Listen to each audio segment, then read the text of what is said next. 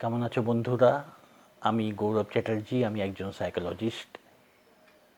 একটা কথা আছে, the thoughts are the things, মানে আমাদের চিন্তাগুলোই হলো বস্তু। এই কথাটা আমি পেয়েছিলাম নেপোলিয়ন হিলের লেখা বিখ্যাত বই থিঙ্ক অ্যান্ড গ্রো রিচ। তার মধ্যে এই কথাটা আছে, থটস আর দ্য থিংস, মানে আমরা যেগুলো চিন্তা করি সেগুলিই আমাদের সামনে বস্তু রূপে উপস্থিত হয়।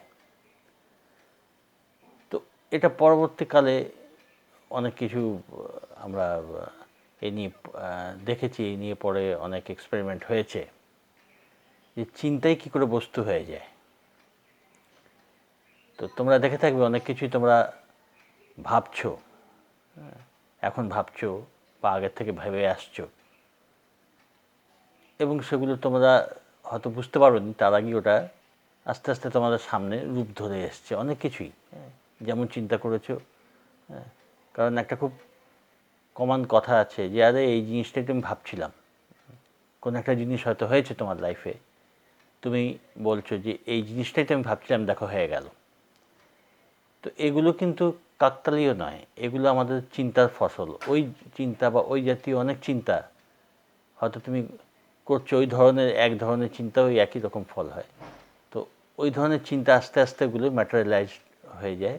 তো ম্যাটেরিয়ালাইজড যখন হয় তখন সেগুলো বাস্তবে এসে যায়। তো এই ব্যাপারে যেটা বলা হয়, যে যার জন্য বলা হয় যে কখনো খারাপ চিন্তা করতে নেই। কারণ কোনো একটা চিন্তা, সে ভালো হোক বা খারাপ হোক, যখন একভাবে আমরা করতে থাকি একই ধরনের চিন্তা, ওই একই চিন্তা করতে হবে তা না, ওই এক ধরনের চিন্তা, সেই চিন্তা, সেই ব্যাপারে কোনো চিন্তা নানান রকমভাবে, সেটা ভালোভাবে হতে পারে, খারাপভাবে হতে পারে।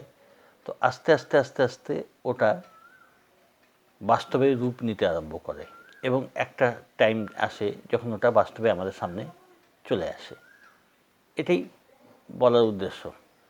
তো যখন কোনো মানুষ নিজের প্রোগ্রেসের জন্য এই চিন্তাটাকে ব্যবহার করতে শুরু করে, তো তখন অজান্তে অনেকে করে, অনেকে যেমন প্রোগ্রেস করছে লাইফে, অনেক ভালো প্রসপারিটি, অনেক ভালো টাকা পয়সা বা প্রপার্টি করতে চাইছে।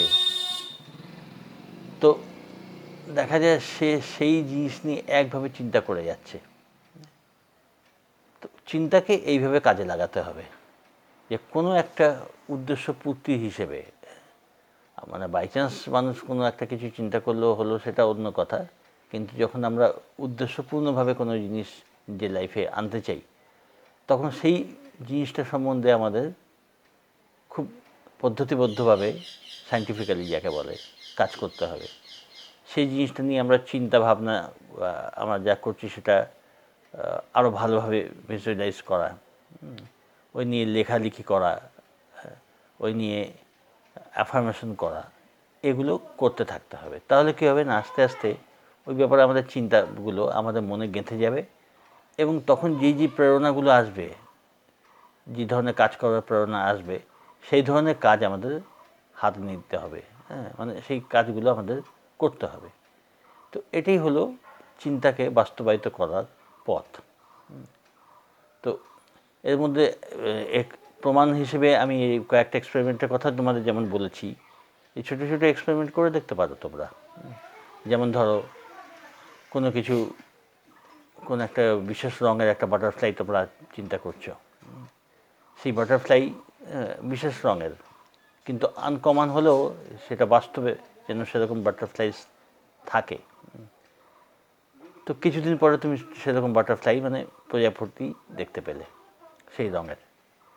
তারপরে ধরো বিশেষ রঙের কোনো কার তুমি দেখতে চাইছো, কিছুদিন পরে হয়তো সেটা দেখতে পেলে। এরকম ছোটোখাটো চিন্তা করছো, কোনো একটা ঘটনা চিন্তা করছো, যেমন বিশেষ কোনো বন্ধুর সাথে তুমি বসে কফি খাচ্ছ, বেশ কিছুদিন ধরে চিন্তা করলে আস্তে আস্তে দেখবে সেই ঘটনা যে কোনো সময় হয়ে যেতে পারে। তো এরকম ছোটোখাটো এক্সপেরিমেন্ট আমি করতে বলে থাকি তোমাদের। তো এগুলো করলে কি হয় না, আস্তে আস্তে বিশ্বাসটা আসে যে আমরা যেই নিয়ে আলোচনা করছি বা যেই নিয়ে চিন্তা করছি, সেটা আস্তে আস্তে যে আমাদের বাস্তব লাইফে আসতে পারে, এটা প্রমাণ নিতে হয়। এবং তখন আমরা আরও বড় জিনিস নিয়ে এক্সপেরিমেন্টগুলো করতে পারি।